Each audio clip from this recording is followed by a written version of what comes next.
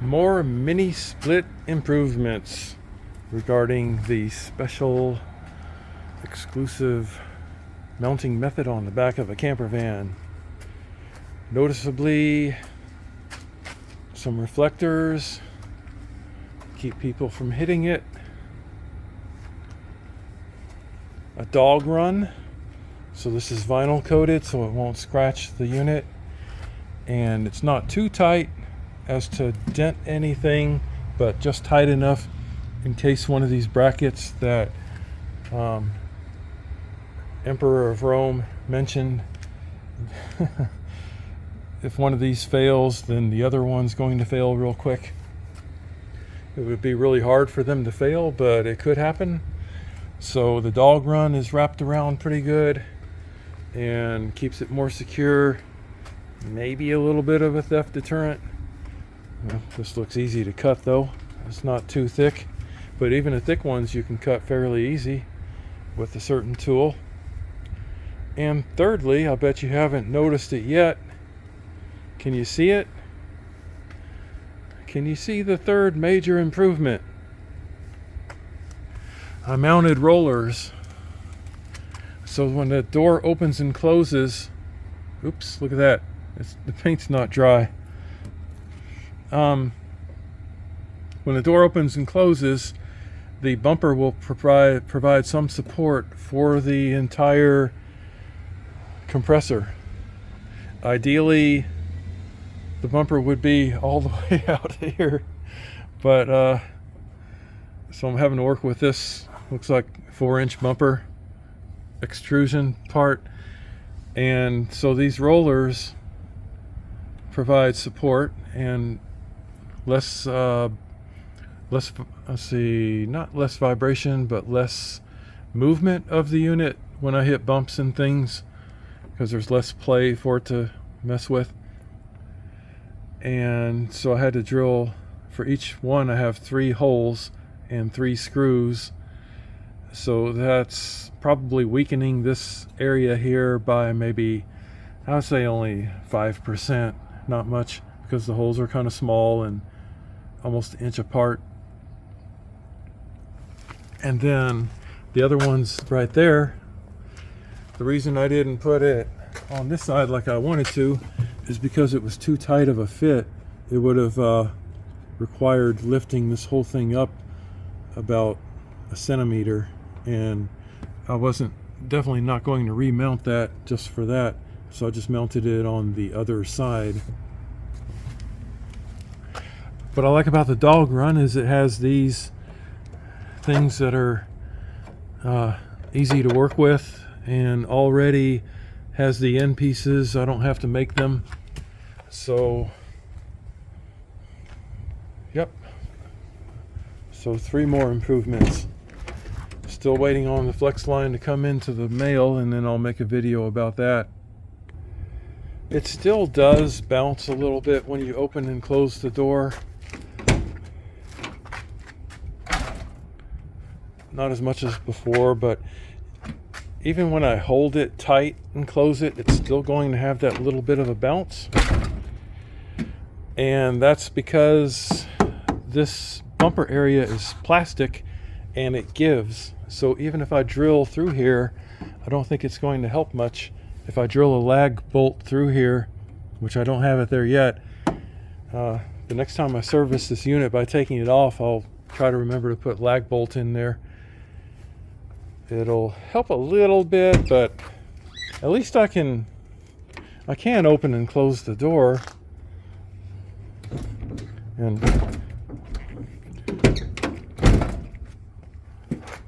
yeah, it's not great, not great for it to shake like that, but the compressor oil will settle back to its normal position. I don't think it's going to damage it. It just may hinder performance for the next 10 minutes or something, is my guess. Oh, you know what I forgot to do is put the drain in.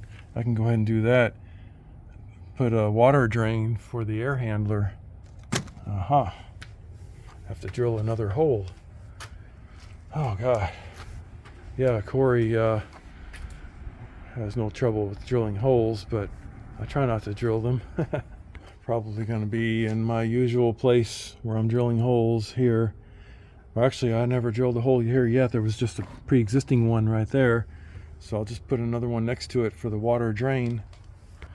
So that's not going to be real scenic to have this going along there all the way down, but it's going to have to be put in there.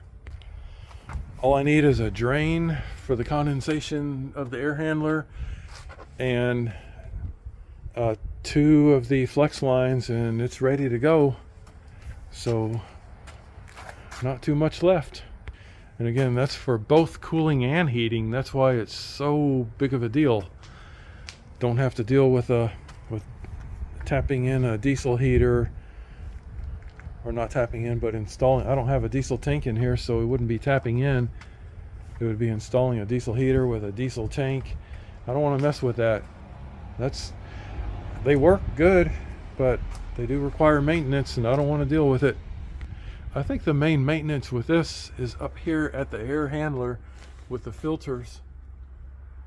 See, look, when I move the compressor, you can see the plastic bending down there, warping. You see that bumper plastic moving? So there's nothing I can do about that unless I put a steel bar across there, which I could. Maybe I should put a steel bar on the other side here. That's a thought. I may give that a try. I don't think it would help a whole lot because I think the steel bar is going to be pushing into the plastic and still flexing. So that's in a way that's a good thing that it does flex, because the idea is to have something absorbing shock other than the compressor. So how does that look? I'm more concerned about function, but I do want it to look good too. And this is the best I know how to do. I was pretty much on my own with this whole thing because the other guys' videos are just not very good as far as showing things like the back and how the electric is installed and what the it's a long day. What the lines look like, the fittings and all that. Nobody really shows that really well. Like it's some kind of an industry secret or something. So I'm going to break the rules. I'm going to show you what these look like. They're very light. They have what looks like a really high quality insulation on the outside. So although I'm not going to use this unless I weld in a flex line in the middle somewhere, that's still an option. I'm not sure which way I'm going yet. But look how tiny this one is. This one's the 1/4 inch.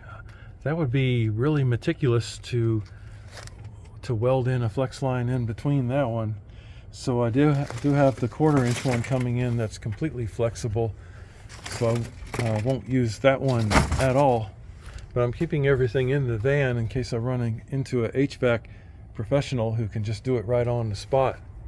I ordered 1-inch conduit on Amazon to put these 2 wires in together so they will look a lot better. Once I get the conduit on, the slit conduit that will just slip right over this, then I will fasten these wires more straight and professional looking than that. As far as the dog run, there's not a whole lot I can do with it. I guess I'll just leave it like it is. This wire connection doesn't look professional, but it actually is, because this is much better of a connection than any other method, possibly including soldering, because all other methods come apart eventually with pulling on it. But these will come apart too if you pull on them, but they're just my personal preference. In case you were wondering, what are these wires here? This is for a security camera that videos the rear out the back of the vehicle. That's what that wire is right there running up. So it'll be secured eventually. And it has a red, I forgot what this red wire goes to. I don't know what that's for. Maybe it's just for extra power to it in case it didn't receive enough power. I don't know what that's for. It doesn't look like I even used it before because it's just got that end on it that looks like it's never been used. Will you focus on that end? You're not going to? The cameras are still kind of dumb. So for now, I'll just leave it there. It's DC, so it's not going to shock or anything. So the camera system I have is always on. It goes directly to the fuse box here, so I don't use the Ford's engine starting battery. Okay, that's enough talking, so I'll let you talk down there. Thanks.